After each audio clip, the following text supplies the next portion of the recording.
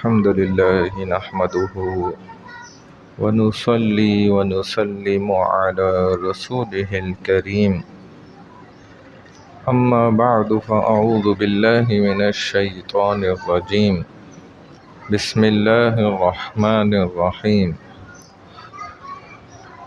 طمع اور لالچ پر بات چل رہی ہے۔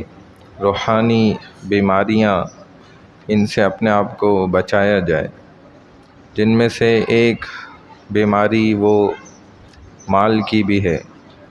جو مالدار انسان ہے اور جو اللہ کے رسول صلی اللہ علیہ وسلم کا غریب امتی ہے، ان دونوں میں جنت کے داخلے میں 500 سال کا فاصلہ ہے۔ لیکن بعض امیر ایسے ہیں کہ امیری کے باوجود غریبی کی زندگی گزاری۔ بڑے بڑے بادشاہ بھی ایسے بہت سے گزرے۔ التمش بادشاہ جو تھا، اورنگزیب یہ بادشاہ جو تھا، اسی طرح نور الدین یہ ایک بادشاہ گزرا۔ بے تحاشا ایسے بھی لوگ گزرے کہ جو مال و دولت میں کثرت اور بہتات رکھتے تھے، ان کے پاس بہت مال تھا، لیکن انہوں نے زندگی غریبوں والی گزاری، غربت فقیروں والی۔ چنانچہ مال ہو تو اس کے ساتھ اللہ والوں نے، بزرگوں نے فرمایا کہ اللہ سے پھر دل بھی بڑا مانگے، اور اسی طریقے سے دوسری بات یہ بھی ہو اس کے ساتھ ساتھ کہ خرچ کرنے والا ہو اور میانہ روی اختیار کرنے والا۔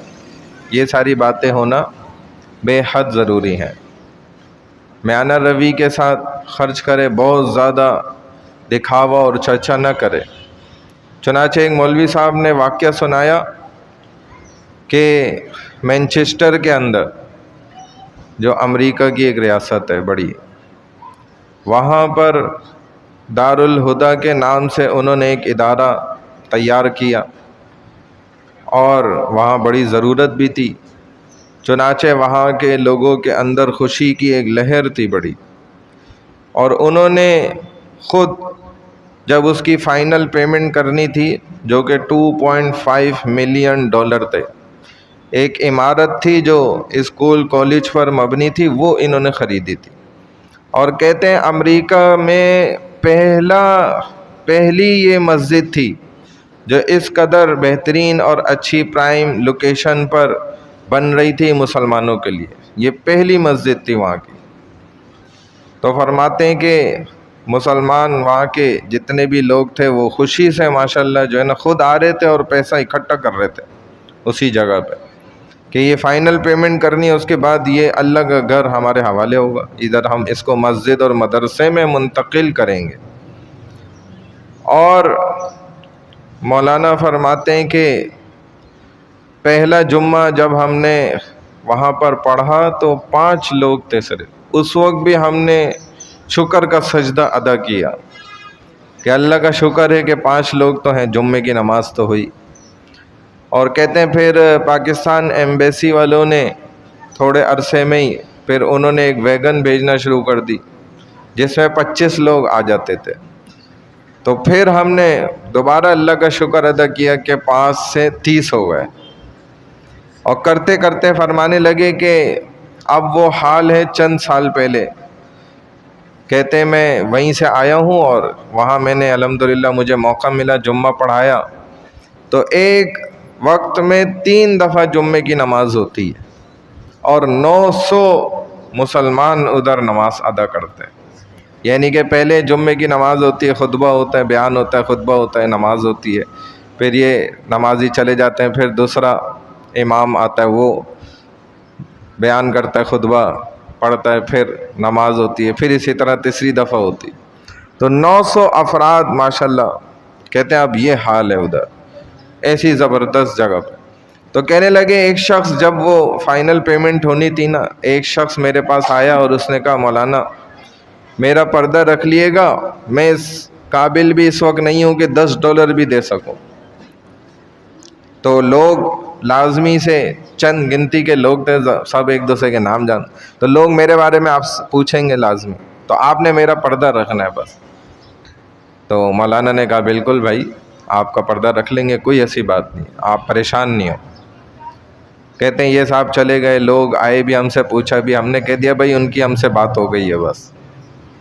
اور انہوں نے چند لوگ آئے، انہوں نے بتایا بھی کہ بھائی وہ تو ایسا انہوں نے ظاہر کیا جب آپس میں بات ہوئی نا ان سے لوگوں کی، کہ جیسے انہوں نے کوئی بہت بڑی پیمنٹ دلوا دی ہے اس مسجد کی، لاسٹ پیمنٹ کے لیے، فائنل پیمنٹ کے۔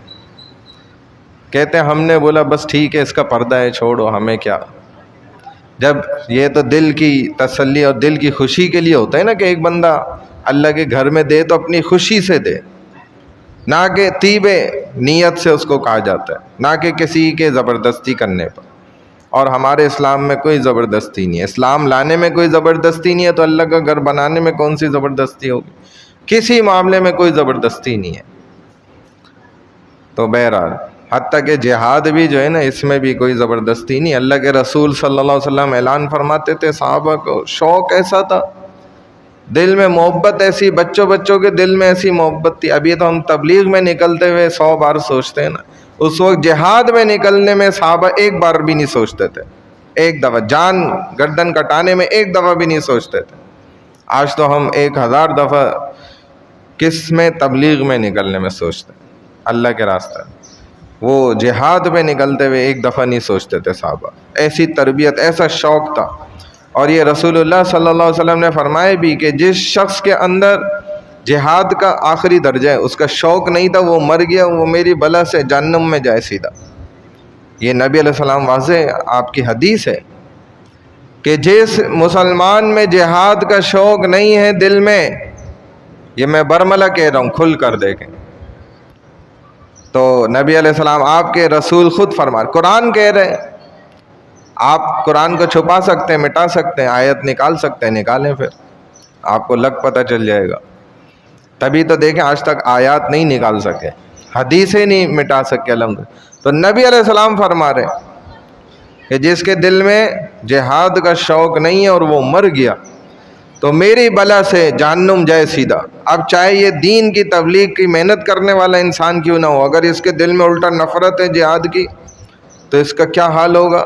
دیکھیں نبی خود فرما رہے ہیں۔ بہرحال وہ موضوع الگ ہے۔ تو میں بات عرض کر رہا ہوں کہ اس شخص نے پھر، کہتے ہیں ایک نوجوان میرے پاس ایک ہفتے بعد آیا، اس نے توبہ کی، ہاتھ پر بیعت کی اس اللہ والے سے نا، اور کہا حضرت میں بڑا گناہ گار، اور ابھی چند دن پہلے بھی میں نے بہت بڑا گناہ کیا۔ لتا منگیشکر وہ آئی ہوئی تھی، اور جو انڈیا کی گانے والی عورت، اس کا کانسرٹ تھا ادھر، میں وہاں چلا گیا، میں نے بڑا منہ کالا کیا، اور میں نے اب سچی توبہ کر لی ہے، تو اب میں زندگی بدلتا ہوں۔ اور اس کے پتہ نہیں کیا ہوئی بات اچانک کہ اس نے خود ہی کہا کہ اسی شخص کا نام لیا کہ وہ بندہ بھی اس لائن میں نا سب سے آگے کھڑا ہوا تھا ٹکٹ خریدنے میں، اور اس نے اپنے گھر کے 11 افراد کے لیے ٹکٹ خریدا، اور پر پرسن جو ٹکٹ تھا وہ $100 کا تھا، یعنی کہ $1100 کے اس نے 11 ٹکٹ خریدے اس۔